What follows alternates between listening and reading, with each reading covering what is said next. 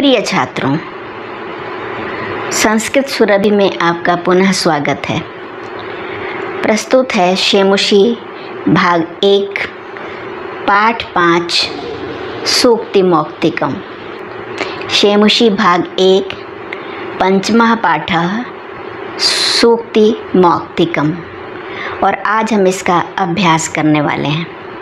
तो चलिए पहला प्रश्न जो है शुरू करते हैं। लिखा है, अधोलिखित प्रश्नानाम् उत्तराणि संस्कृत भाषया लिखत।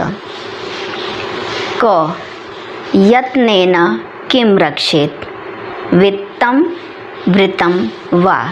अर्थात यत्नपूर्वक किसकी रक्षा की जानी चाहिए, वित्तम धन की, वा माने अथवा वृत्तम आचरण की।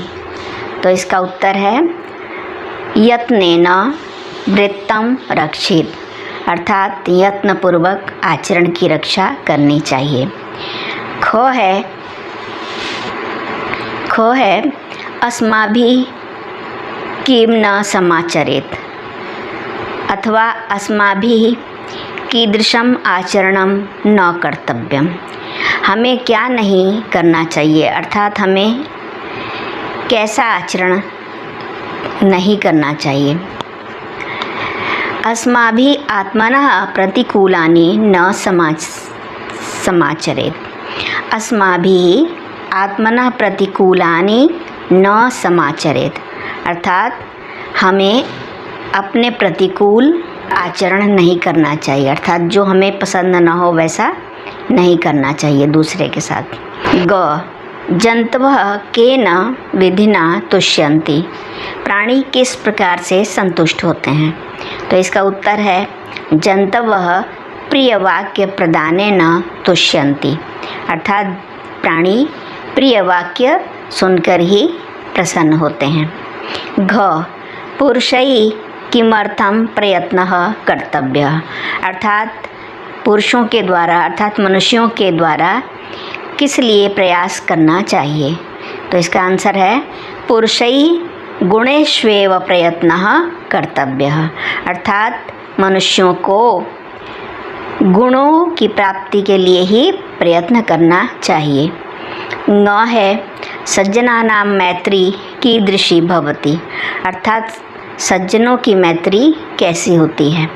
तो इसका आंसर है सज्जनानां मैत्री दिनस्य परार्धस्य छाया इव भवति, आरंभे लघ्वी पश्चात च गुर्वी। अर्थात सज्जनों की मैत्री दिन के परार्ध की छाया के समान होती है, प्रारंभ में हल्की और बाद में गहरी या भारी।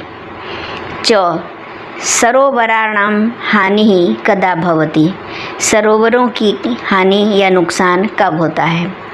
यदा हंसाः तान् परित्यज्य अन्यत्र गच्छन्ति तदा सरोवराणां हानि भवति। जब हंस उन्हें अर्थात सरोवरों को परित्यज्य छोड़कर अन्यत्र गच्छन्ति दूसरी जगह चले जाते हैं तब सरोवरों की हानि होती है। लास्ट है नद्याः जलम कदा अपेयम भवति, नदियों का जल कब न पीने योग्य हो जाता है। तो इसका आंसर है समुद्रमासाद्य नद्याः जलम अपेयम भवति, समुद्र में मिलकर या पहुंचकर नदियों का जल न पीने योग्य हो जाता है। सेकंड क्वेश्चन है, क स्तंभे विशेषणानि ख स्तंभे च विशेष्यानि दत्तानि, अर्थात क स्तंभ में विशेषण और ख स्तंभ में विशेष्य दिए गए हैं। तानि यथोचितम योजयत, उन्हें ठीक प्रकार से जोड़ें। क स्तंभ में है आस्वाद्यतोया गुणयुक्तः दिनस्य पूर्वार्ध भिन्ना और दिनस्य परार्ध भिन्ना। और इधर है खलानां मैत्री, सज्जनानां मैत्री, नद्यः और दरिद्रः। तो आस्वाद्यतोया नद्यः, गुणयुक्तः दरिद्रः, दिनस्य पूर्वार्ध भिन्ना खलानां मैत्री, दिनस्य परार्ध भिन्ना सज्जनानां मैत्री। थर्ड क्वेश्चन है अधोलिखितयोः श्लोकद्वयोः आशयं हिंदी भाषया आंग्लभाषया वा लिखत। आरम्भगुर्वी क्षैणीक्रमेण लघ्वी पुरा वृद्धिमती च पश्चात् दिनस्य पूर्वार्धपरार्ध भिन्ना छायैव मैत्री खल सज्जनानां। इस श्लोक को समझाया गया है परंतु फिर भी मैं लिख देती हूँ।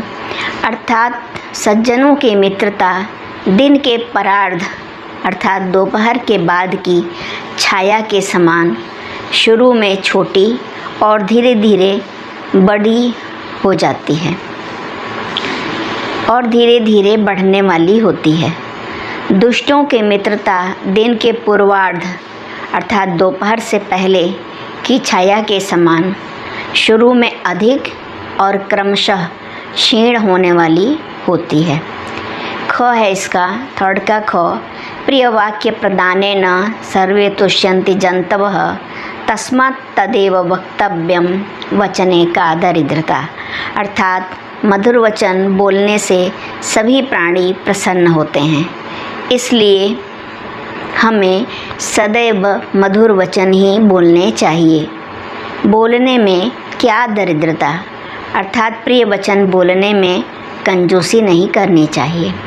फोर्थ क्वेश्चन है अधोलिखित पदेभ्यः भिन्न प्रकृतिकं पदं चित्वा लिखत। क है अर्थात निम्नलिखित पदों में से भिन्न स्वभाव वाले पद को चुनकर लिखिए। क है वक्तव्यम, कर्तव्यम, सर्वस्वम, हंतव्यम। ये बाकी तीन जो हैं इनमें आंसर है सर्वस्वम। बाकी जो तीन हैं उन सब में तव्यत प्रत्यय लगा हुआ है। ख यत्ने न वचने प्रिय वाक्य प्रदाने न मराले न। इनमें से वचने ही अलग होगा क्योंकि बाकी सब में तृतीया विभक्ति लगी हुई है। ग श्रूयताम, अवधार्यताम, धनवताम, क्षम्यताम। इनमें धनवताम ही अलग है, बाकी तीन जो हैं क्रियाएं हैं। घ जंतवः, नद्यः, विभूतयः, परितः। इसमें परितः ही अलग होगा क्योंकि बाकी सब बहुवचनांत रूप हैं और ये उपपद विभक्ति में प्रयुक्त होता है परितः। अब है प्रश्न 5। स्थूल पदान्यधिकृत्य प्रश्न वाक्य निर्माणम कुरुत। स्थूल पद हैं क में वृत्ततः क्षीणः हतः भवति। वृत्ततः है स्थूल पद, तो इसकी जगह पर वृत्ततः में पंचमी विभक्ति लगी है, बल्कि तसिल प्रत्यय लगा है। और तसिल प्रत्यय लगने का मतलब है कि जो शब्द है उसमें सिर्फ तह जुड़ जाता है, तह, और उसका वही अर्थ होता है जो पंचमी विभक्ति का अर्थ होता है। तो वृत्ततः क्षीण हतः भवति। तो हम प्रश्न बनाएंगे कस्मात् क्षीण हतः भवति। ख है धर्म सर्वस्वम श्रुत्वा अवधार्यताम। धर्म सर्वस्वम स्थूल पद है, द्वितीय विभक्ति का एक वचन है, तो हम प्रश्न बनाएंगे कम श्रुत्वा अवधार्यताम। गो है वृक्षा फलम न खादन्ति।